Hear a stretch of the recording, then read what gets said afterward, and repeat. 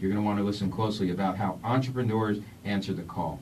So good morning, guys. Great to have you in the studio. Let's start off, there's no particular order here, but I would like to start off with Pastor Angelo. Pastor Angelo, tell us a little bit about yourself. I'm an Italian boy, I guess you can know by the name. Yeah. I grew up in the city of Philadelphia, and right now I am a pastor and church planter. We have planted a church called Bridge Community Church right on the edge of the city and suburbs. That's why we have the name Bridge. We want to connect the city and suburbs and the nations together, because we want people to know that God cares. And that's a little bit about what's happened with us in Swaziland too. But I now have another hat. I'm now the director of Swaziland Relief, and this came as a result of our going to Swaziland to help people that really the international community had forgotten. And my brothers who are going to be speaking here, businessmen who by God's grace came over with me, and the amazing thing was that we all saw that we had a common purpose together that brought more than success, it brought significance in our lives. So I'm very excited to be on the show. Thank you. And I have 4 children, 1 grandchild, hopefully more on the way, and very excited about what God is doing and the things that He's done in my life. That's great. We're going to talk more about a lot of those things in a few minutes. Joe, why don't we go off to you? Joe and I have known each other for a little while. Joe, I know you don't like accolades, but I'll just say for our audience, because we have a lot of business owners, that you're one of the most successful business owners I know. And I say that with love and rounding. It's not just a matter of that you're successful in business, but I know and see a lot of the things you do, and I appreciate you coming out today. And again, I just want to tell our listeners that when I think about a truly successful business owner, Joe is one of the first guys that comes to mind. So, Joe, not to build up too big a head for you, but I wanted to start off with that because I feel really strongly about that. So, Joe, tell us a little about your background. Interestingly, I was raised right here in this very town where we're broadcasting from, Old Bridge, New Jersey. I grew up a mile from here, and it turns out that some years later we ended up building a building for our company. Actually, right next door to this building. Wow. I mean, so this is some kind of a coincidence. Yeah. I was raised Catholic, went to St. Ambrose Church right here in town, went to high school here, went to college not far from here at Rider University over near Trenton. Mm-hmm. Went to school for accounting, went to work at Price Waterhouse upon leaving Rider, worked there for about 2 years when my dad called me into his business, and I guess I was ready at that point, and I joined in with him. That was a fashion accessory business. He was a distributor, and he wanted to go into the import business, and he wanted somebody to do the work. So for those of you who get an opportunity to see this on video later, I'm the guy who did the work. And for those of you on radio, you don't get to see me, but I'm the guy that did the work. Right, I hear you. So we went into the import business not knowing anything about what we were doing, but we were blessed, and things turned out very well. I stayed with the company until 2005, and we sold the company to a private equity firm, and then went into real estate business, presently doing solar farms in Monmouth County. Oh, wow. Interesting stuff. Well, thanks for being here, Joe, today. And I know you have a very dynamic background, and I'm very excited to have not only have you on the show, but talk about the Swaziland relief, because I know you're passionate about that as well. Let's not leave Ken out today. And Ken, I know you traveled up from Philly today, and Ken Stracuzzi is the owner of Stracuzzi Design. Ken, tell us a little about yourself and your business. Well, I grew up in Philadelphia as well. I run a small boutique design firm. Mm-hmm. I've just always been passionate about creating things, and so my work allows me to do my hobby. My work allows me to do my passion, right. and so we do everything from product development to web design. We do a little business consulting. So we have a lot going on. But the exciting thing for me is that I have the opportunity to see things grow and come to life. So we start with design work that can be on a napkin, and we'll sketch it out, and then in the end to see it arrive in a store somewhere is very fulfilling. So my passion is really business. I heard you talk earlier about how you really just love business.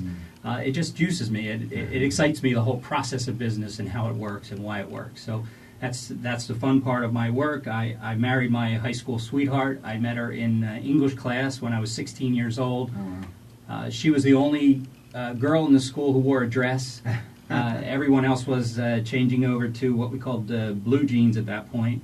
And she wore a dress, and so that attracted me to her. And we've been married now 32 years. I have 2 children. I have 2 grandchildren. So I feel very blessed, and I'm grateful to be here. You guys are scaring me. I mean, you don't look like grandparents, you know. I mean, both of you just almost knocked me off my seat. I got grandchildren. I'm like, oh boy, God bless you both. Well, it's great to have you all in the studio.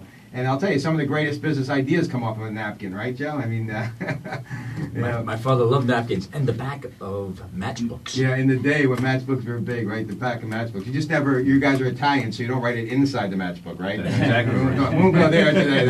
That's maybe a New Jersey thing. Well, welcome all of you. We have so much to talk about. We're going to kick into the Swaziland relief and talk more a little bit about business and how that reacts to all of this right after this next set of breaks. Well, welcome back to Tandem Radio Live. We have in the studio today our guest Joe Spano, Ken Stracuzzi, and Pastor Angelo Juliani. And we have an exciting show for you today, talking not only about business, but about opportunity and where God leads us. And of course, the title today is Entrepreneurs Answer the Call. And I'm glad we have 2 Christian business owners here, well, 3, including myself, as well as Pastor Angelo. And we're going to see today how that all ties together. So, Joe, I want to start with you. Successful in business, you working in different areas, you have a lot of experience, and all of a sudden, you know, you come across this concept of going out of the country and helping people you don't know, never heard of, whatever. Tell us how you got involved with this Swaziland relief concept.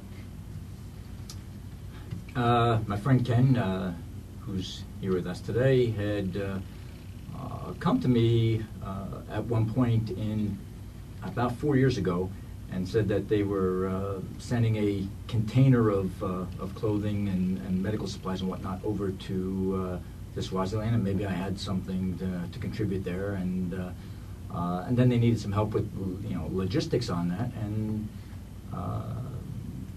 there was some expense involved in transporting that container over, and maybe I could help out in some way. And I told them basically, if you could fill the container, don't worry about the money.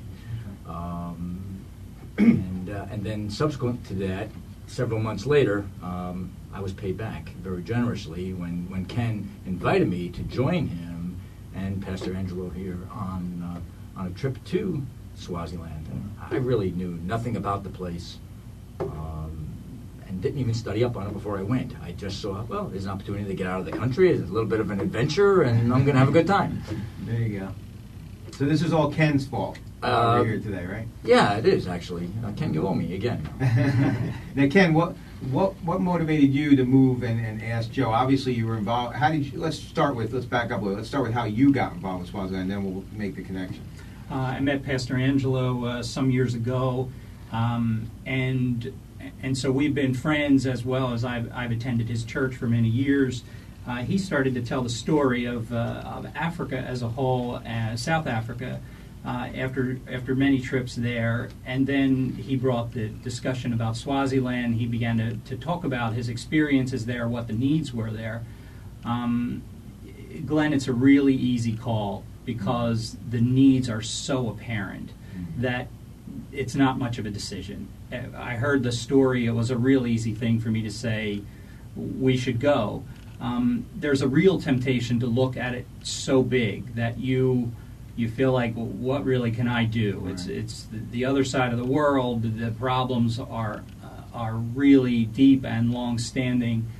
But I just thought, you know what? If I can go and place my brick, if I can bring a clean bottle of water to somebody, I'll go.